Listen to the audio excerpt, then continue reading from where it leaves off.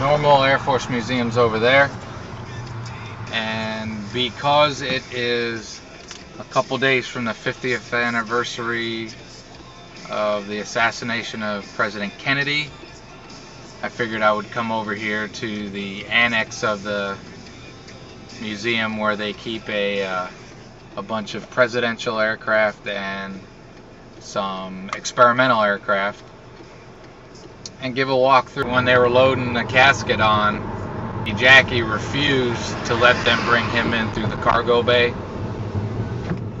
So in order to get the casket in, they had to pull the handles off, I guess.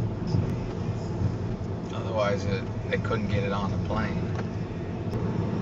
I know people are like, enough in the museum already, but I figured the 50th anniversary deserved a little walkthrough for all of those that either remember or know the history. It's just an old, unimposing hangar.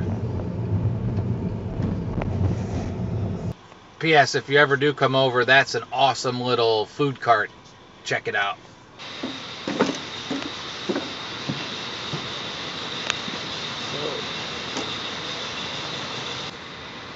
So that is John F. Kennedy's Air Force One. There's a place to get a better shot of it.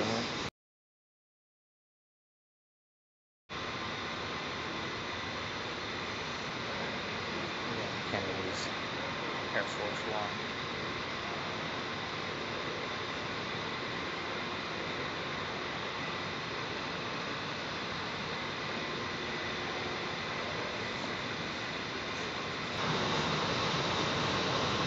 Under the wing of Air Force One.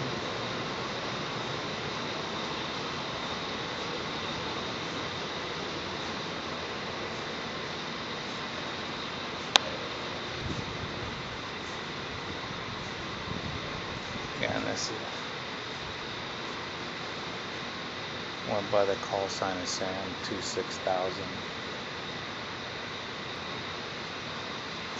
This aircraft took Kennedy to Berlin, where he gave Ich bin ein Berliner.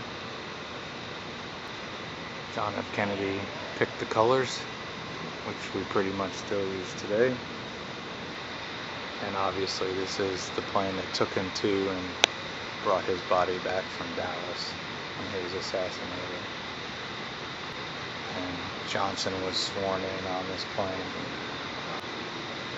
And they kept using this plane until '72, until they got a new one. Let's go inside, take a look.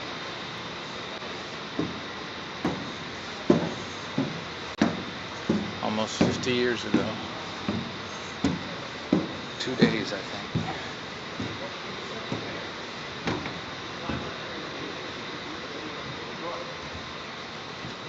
That's where we come in. There's the cockpit.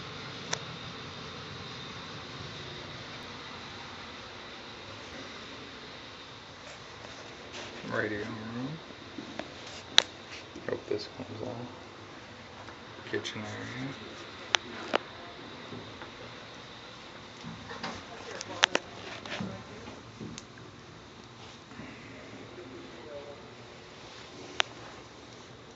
This was probably press and staff and through here. Guess if you were further down the totem pole, you'd have to sit on these jump seats.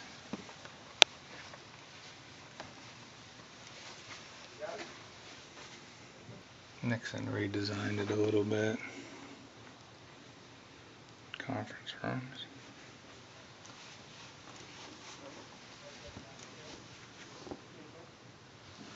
More conference rooms.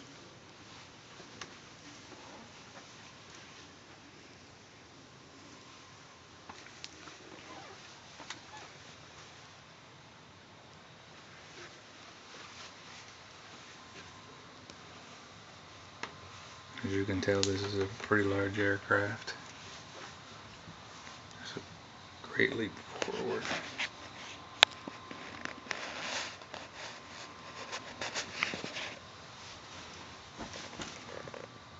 Lyndon Johnson was sworn in right in this area.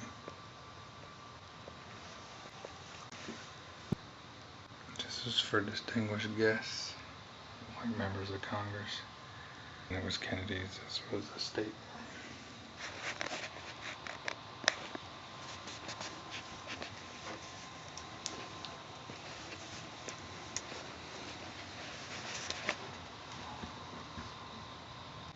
This is where security would sit.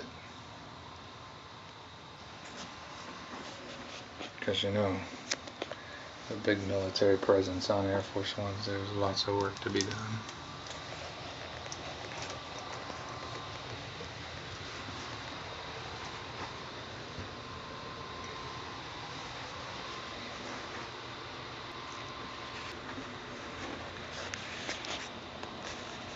So, President Kennedy's casket was basically right in this area. They took a couple rows of seats out, and right across, Jackie Kennedy sat there and the whole flight with him. About 50 years ago changed our country in a lot of ways. Not just the loss of a great president, but I think just a total different mindset of people. A lack of trust, a lack of optimism in the future often prevails now. And a lot of it has to do with what happened in Dallas that day. Just my idea. I could be wrong.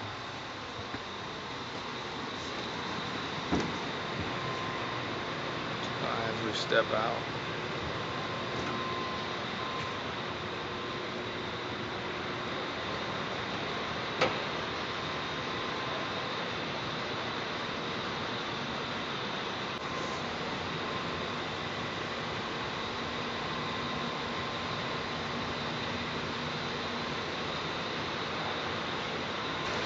I remember seeing videos of them trying to get these to fly.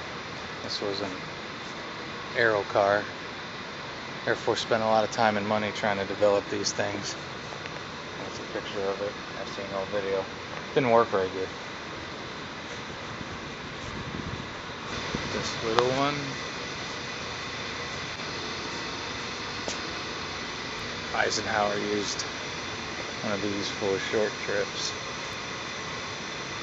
Truman's Independence, the DC-6. This is the Independence.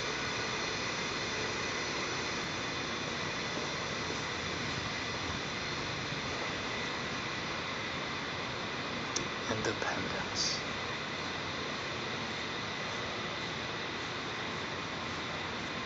Let's go through the Independence.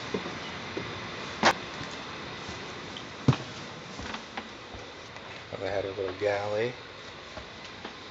Go up towards the front. They have it up pretty tight and all cordoned off.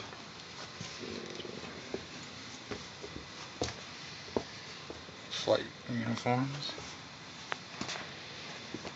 Some sleeping berths for very short people.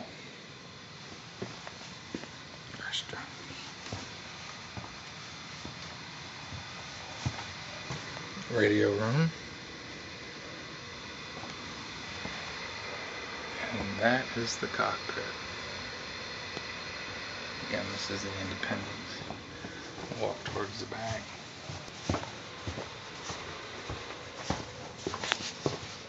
I guess this was Truman's office. They have a little statue of him.